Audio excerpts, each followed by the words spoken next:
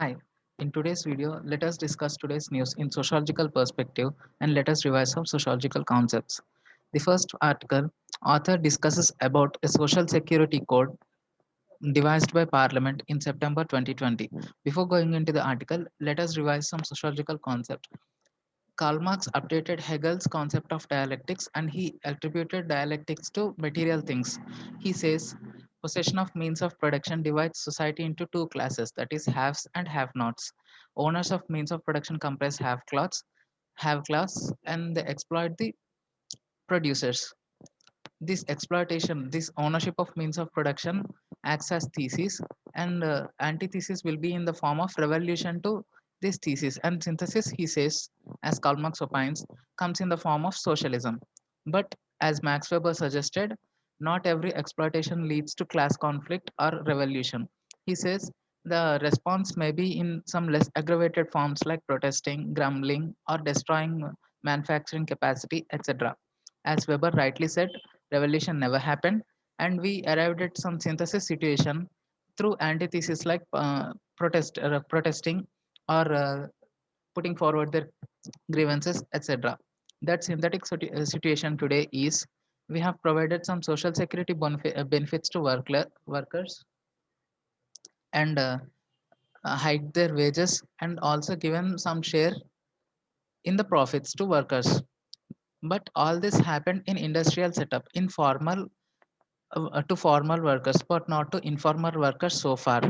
However, in informal sector also, there are two classes, haves and have-nots, and there is exploitation of have-not class, that is informal workers.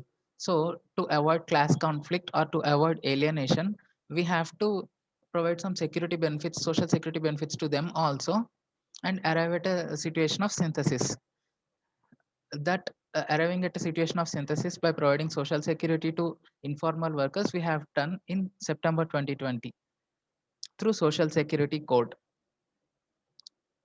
Before going into that, Karl Marx is an economic determinist. He says social change happens for economic reasons. He says capitalism is the reason for every social change and for every exploitation. However, criticism to him is always economic factors do not contribute to social change. There are multiple factors apart from economics which contribute to social change. Here exactly that is what happened. COVID-19 destroyed lives and livelihoods. An unprepared government has rendered low paid informal workers who constitute 91% of workforce totally helpless, pushing them further into poverty. Here the social change to informal workers was meted out because of some external factor, that is COVID-19, not internal factor like economics. Hence Karl Marx was proved wrong here again. Now, going into the social security benefits provided to the informal workers to arrive at a synthesis situation to avoid conflict and alienation.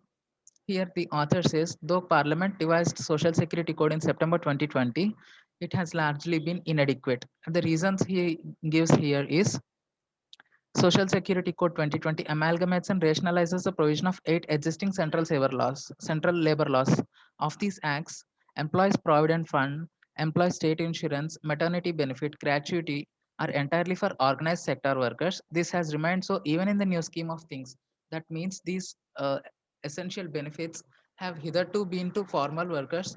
In new social security code also they remain to formal workers only, they have not been extended to informal workers.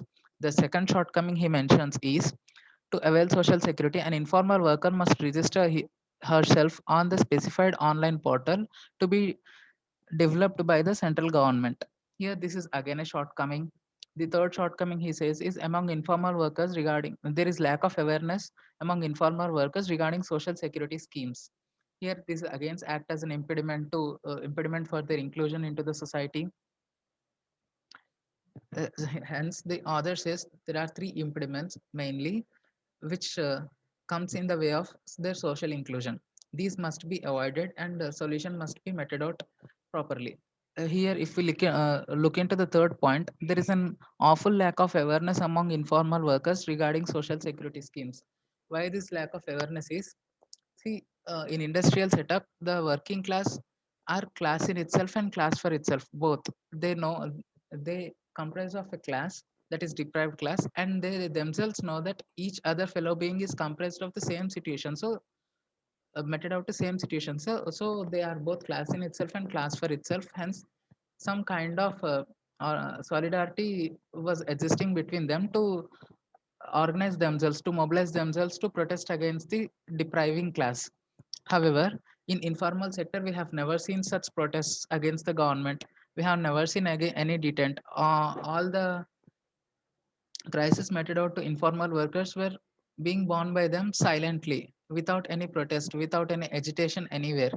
Why this happens is there is informal workers do not have some consciousness that the other fellow being also belongs to the same informal, and he's also being meted out to the same exploitation. Hence, informal workers are class in itself, but they are not class for itself. Hence, they are being unable to mobilize themselves to organize a protest against the government. This has been the reason for no protest against the government by informal workers so far, and this has been the reason for lack of awareness among informal workers regarding social security schemes. Moving on, in the next article, here the author says interpretations which impeded just social order. This is regarding Maratha reservation, which Supreme Court has struck down recently, stating that the state does not have adequate power to provide reservation to backward communities, and also the state provision of reservation exceeds 50% limit imposed by Supreme Court in Indira Sani case. If we go into the article, before going into the article, why we provide reservations to backward communities is as Durkheim opined, a lack of equality of opportunity and lack of meritocracy forces a society into to go into forced division of labor. For Durkheim, division of labor, however, is functional. It provides for interdependence, and it also provides for individual liberty. He says forced division of labor is abnormal form of division of labor, and this breeds social conflict and not essentially capitalism, what Karl Marx has suggested. And this forced division of labor, according to Durkheim, results from lack of equality of opportunity and lack of meritocracy. Hence, to provide equality of opportunity to every backward community, to bring them forward, and to avoid social conflict or to avoid economic distress, we have provided reservations to backward communities in our constitution. So, provision of reservations to backward communities is not an exception under Article 15 and Article 16 for equality of opportunity. They are Article 15 Clause 4 and Article 16 Clause 4, which essentially provide reservations to backward communities, are indeed in line with the theme of equality of opportunity. They are not anyway exceptions. This must be understood. And going forward, here the article says Maratha community did not constitute a socially and educationally backward classes in the first place. And the court disallowed reservations made in excess of 50% of the total available positions. See, if we discuss industrial setup, to avoid class conflict and to avoid alienation, we have arrived at a synthesis situation as we discussed earlier, that is providing social security benefits to them. In the social setup, we have provided reservations to bring them forward and to avoid alienation. However, in bureaucratic setup, if we see here, if we assume government as one class and government employees as another class, because the basis for division of classes and division of haves and have-nots are as Karl Marx suggested is the ownership of means of production. Here, government certainly owns some means of production, that is factories. It owns some technology. It owns laborers. It has economic power. Hence, government comes under have class, and employees which work under the government and are deprived of this ownership of means of production comes under have not class. To augment their performance, government employees have been provided social security benefits as we provided the same social security benefits in industrial setup. But however, it seems in recent times government employees have been exploiting this feature, because what Karl Marx said exploitation in industrial setup is capitalist used to make a benefit of difference in prices in labor market and product market.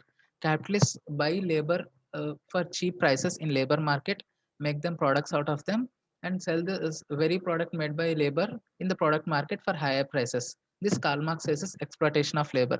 He again says laborers were paid very low salaries in comparison with the work they do. Hence, the Karl Marx feels this is again an exploitation, and this exploitation leads to conflict. In the government setup, if we see, it is not government but government employees which is exploiting the government, because government employees are comparing prices for the same work they do in private industry and government industry. As government employees are being paid 4 to 5 times higher salaries for the same work they do in government compared to the industries, they are choosing government sector. And again, government employees are being paid 4 to 5 times higher salary for the work they do. That means they are doing lesser work and they are deriving higher benefits from the government. So here government employees are exploiting government, if we follow Karl Marx thesis. So to avoid, why we arrived at such situation is, in order to provide social security benefits to government employees and in order to uh, avoid alienation and class struggle, we have given them so much benefits and beyond certain limit and beyond certain beyond certain threshold, it has gone to such a level that government employees are in return exploiting government.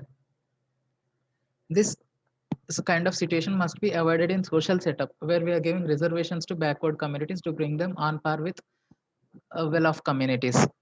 Hence, that's why Indra Shani in Supreme Court in Indra Shani versus Union of India 1992 case, it sustained a paradox. It ruled that 50% is the maximum limit that can be produced for reservations. Because if 50% limit is breached, we again arrive at a situation of paradox where backward communities, reserved communities exploit unreserved communities. Hence, to avoid such situation, court has put in 50% limitation. However, there are other impediments to provide reservation, that is discrepancies in the central list and state list, which the author has discussed in this article. That is what sociological perspective we can derive from this article. We have revised Karl Marx theory of class struggle, alienation, and we have arrived at Emile Durkheim's solution to arrive at a synthesis situation. In the next article, the same division of labor and class struggle is repeated. However, here Emile Durkheim's division of labor, if we see, Emile Durkheim, as we already discussed, says equality, lack of equality of opportunity and lack of meritocracy breeds social conflict, results in alienation and not essentially capitalistic setup, how Karl Marx has opined. Here, if you see, PM Muhammad Riaz happens to be Mr. Vijayan's son-in-law and R. Bindu, the wife of CPIM acting State Secretary A. Vijay Raghavan. These two are provided cabinet ministries, are given cabinet ministries, and not KK Shailaja, who have performed excellent in the last year to curb first wave in Kerala. Here, so it is apparently seeming that meritocracy is being denied and equality of opportunity is being denied. Hereditary is being followed, and this essentially breeds alienation. This results in class struggle, as Emile Durkheim has opined. However, here the author says both merit inclusion in their own right. Whoever were provided cabinet ministries, they both are meritorious, as author says. So there is no problem here, as Emile Durkheim has feared. In the last line, if you see, it is given that CM will command such authority. What kind of authority does he command according to Max Weber's classification of authority? It is rational legal authority, of course. If we revise the concept of authority, there are two other forms of authority as Weber suggested, that is traditional authority and charismatic authority. Which kind of authority is threat to remaining two authorities? That is charismatic authority, which acts as a threat to traditional authority and rational legal authority. Because in charismatic authority, the followers of the charismatic leader tend to break all the traditions and tend to break all the rules and regulations in guise of following that charismatic leader. So charismatic authority is a threat to both traditional authority and rational legal authority. However, coming back here, CM will command rational legal authority. That's all. Here in the Hindu paper, it has been given a cartoon where it says there is urban rural divide in vaccination. Now it is left to you to come up with what kind of sociological concept this brings up and let me know in the comment section. Thank you. That's all for today. Have a nice day.